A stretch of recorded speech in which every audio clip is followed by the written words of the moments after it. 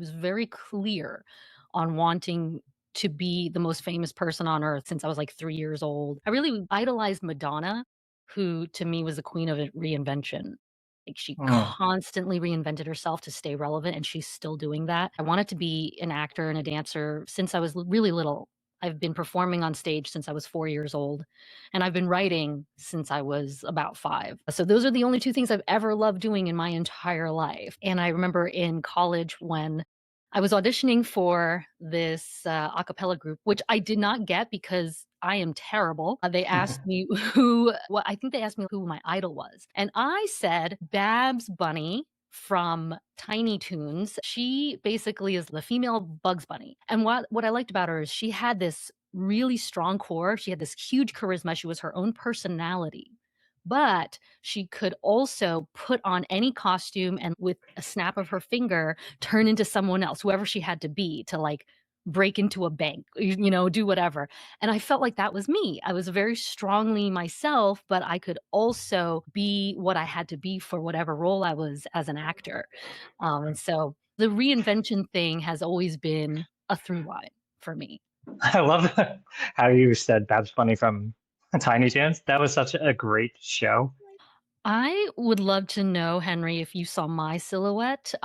So the silhouettes were extremely racial. You could tell our race, even though we were just a black silhouette. There was like me, the first one, and I had the 2 little Chun-Li buns, and there was the black Oh guy with the God. fro, there was the Latino with the big bushy hair. Like, it was racist even in a silhouette. So I'm curious whether you saw it. Mine's the green background. It's interesting because there's no way to really demonstrate. I guess you could go either universal, where it just looks like a person, indiscriminate. Well, even saying that, it's always defaulted to like a white person default, And a not just male. Yeah, yeah, yeah, yeah, white male exactly. default, not just any sort of persons. So, yeah, I thought a lot about when you said, "Well, let's talk about reinvention." And I realized that when I see reinvention, I see it as survival. Reinvention as Mhm. survival.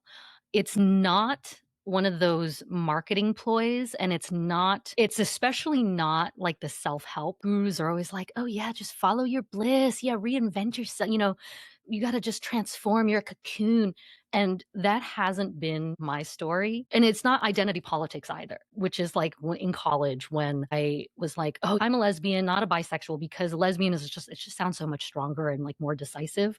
But I had to be like, "You know what? No, stop that. Like, stop, like, putting on titles that aren't you because I'm just your regular annoying bisexual. That's just what I am, and you can't just put on a title, and that's not reinvention. That's just, like, playing around with this, monikers and tags." So reinvention isn't any of this for me. For me, the this has al reinvention has always been forced change. Some people talk about post-traumatic growth. A lot of us, we are forced into reinventing ourselves by circumstance, and that has always been my biggest reinventions. And I talk about the post traumatic growth because when I hit rock bottom, that's when my biggest transformation happens. I talk about this in my own podcast, episode 74. I'm a failure. The real reason why I started the podcast. And I talk about how you have to hit your worst, and then that actually is the most freeing. So, to me, yeah, reinvention is it's not a pretty thing, and it doesn't feel good. Yeah, I think most times it's an event or a series of events that leads you to take a look at your life, what has led up to it, and whether or not you want to make a change in it for the better or for worse. I think if you need to make a decision like this is not going the way I expected it to, you can either continue the path that you're on and Right. be unhappy with it, or you can figure out what is it in my life that I need to do to change it around. And usually it's because of some outside force that's like, okay, reevaluate your life, I think. Absolutely, and in a lot of and there are some cases where you can't even go on. You're not even allowed to go on. You just hit that dead end. Right. When you asked me about this subject, there were 2 instances right away that I thought of. And the first one was going blind and ending up in a wheelchair. So that's one of those instances where you can't go on. I can't keep dancing. I Uh-huh. can't keep writing. I literally can't. I was physically unable to. So for those of you who don't know me, I have MOG antibody disease, which is almost identical to multiple sclerosis. So it's what we call a demyelinating disease. You've got these little fun little lesions all in your central nervous system and in your brain, and your nerves just can't fire properly. And so a lot of us, we go blind a lot. And so before you guys like freak out, like this is actually really normal. If you talk to some MS people, they'll be like, "I've gone blind so many times." Like, so sometimes, we'll go blind, our vision will come back, or it'll come back partially, and so that's what happened to me. And same thing, we come in and out of wheelchairs. We have flares, and so we can't walk. Sometimes we can walk kind of. Sometimes we can walk only a little bit. Sometimes we can walk. I was diagnosed in 2018, and before that, I had lost my eyesight, and that was just the worst part of my life because it wasn't like going slowly blind where Mm, you're gonna go blind. Suddenly, I have this whiteout, and so there's this white spot in my eye, and it was getting bigger and bigger and bigger every day until I couldn't see anymore. And you're just like, "Is this my life?" And you're not used to it. You don't know how to even survive. This is a time when audiobooks weren't a huge thing yet. When it slowly came back, it didn't completely come back, and so I still have some kind of shaking vision in one eye, which is why I always only do audio messages with my friends. And, same thing when I was in the wheelchair. I was like, "Am I ever gonna walk again?" My neurologist is like, "I think you'll walk again." And I'm like, "You think?" mm, And right before that, I had been an aerial acrobat. I'm a level 2 certified international pole fitness instructor. And to go from dangling, Cirque du Soleil to not knowing if you're gonna walk again is a huge slap. And so it was really traumatizing, and you really get to know who your real friends are at the time. mm, And there was not a lot. There's a lot of, a lot of people did leave. It's really difficult for people to see disability. And so that was my first forced reinvention where I hit rock bottom. I had nothing left to lose. And because of that, I wouldn't have my novel career if that didn't happen to me. Because that happened, when my eyesight finally started to come back and I seized on it, I'm like, "Okay, I'm gonna write my way out of this," which is what I do all of my traumatic things. I just write my way through it. And so I just started writing whatever I wanted to, and I started writing really, really smutty Harry Potter fan fiction. oh yeah, go on. You can stop there. You cannot stop there. This is the part you want more of, okay. Yeah, I think that's like an interesting choice. Not only because Harry Potter is not known to be like that. So why did you choose that? So, And what? if you enter the fan fiction world, Harry Potter is quite known to be like that. Fan fiction world is like, if you wanna take the spiciest romance you've ever read and then add 10 chili peppers to it, that's fan fiction world. Fan fiction world has no boundaries. There are things where you're just like, "I didn't know that could go into that. Didn't want it to." I was just writing anything I wanted. I wrote about Severus Snape, who I know is a very polarizing character, but I love him. He's the hero of the book. And, Mhm. I met a bunch of friends that way. There's other than Cho Chang, there are no Asians in Harry Potter, so I started creating it. And since my last name is Chang, I created a character who was Cho Chang's older cousin. I had to create so much lore that was appropriate for Asians, Asian Americans, Asian Brits, and just diaspora Asians, that I ended up creating too much original stuff, and I realized this is no longer fan fiction, I'm writing my own. Mm. And so I started to write my own. I started to actually expand out a world and build a world, and that book got me the Reese's Book Club Fellowship. Nice. Did you have to apply for that, or was that something like what is the process? Yes. Oh, yeah. No, yeah, I beat out over 800 people. In your face, no. Um, I say, "Hey, people, be a gracious loser, but be a sore winner. You gotta celebrate yourself." Is this where we give hearts? Yes, Mary, this is where we give hearts. Yeah. Is this published anywhere? Yeah, I took down the dirtiest of the smuts because I was afraid that I would get canceled when people inevitably found out who I was, and I also took down the one that had Cho Chang's cousin in it. People still asked me, they're like, "Where is that book?" I'm like, it's in the room of requirement. It's typical too when you get an agent, a lot of people take down their fan fiction because now we're professionals and we have to be professional. Except now it's the opposite. Now I wish I had kept it out. See, I made so many mistakes. Like I wish I had kept it out because I probably could have put it up on TikTok and then I would be like multi-published and So someday somebody's gonna go and excavate this and be like, I I didn't have know Harry Potter I have had. no doubt. I have no doubt. Yeah, no, I have some crazy life stories. That's why I was so offended when I put a survey out to my readers and people were like, "We want query tips, not your stories." Because here's the thing, when you have crazy stories like this, it makes your writing that much better. I stand for extroverted writers, for writers who live whose lives and personas are even bigger than our writing. Like, there's nothing wrong with that. They're always like, "Oh, you have to disappear behind your writing." I'm like, "No, me, I am what makes my writing my writing. I am the voice." Like everyone's like, "Yo, your stuff is so voicey." I'm like, "I'm so voicey." That's me. I'm not really sure who's giving this advice about not being yourself, but that this seems like a very poor way to approach your writing if you want to be. I don't care if you're introverted, extroverted. If you're trying to switch the toggle and go the opposite side, it's not going to work because it doesn't feel like Exactly. you, and people are going to see it right away. They're like that person. Like my writing in particular for me is like very internal. It's heavy on like thoughts and Yeah. stuff Yeah. versus like actions. So it's like the opposite if I tried to do like heavy on the action or whatever, like being extroverted. That Right? might not But work. I would you have to tell do a the lot of truth, research to see. right? Yeah, Like you exactly. tell the truth. This is what you're actually thinking.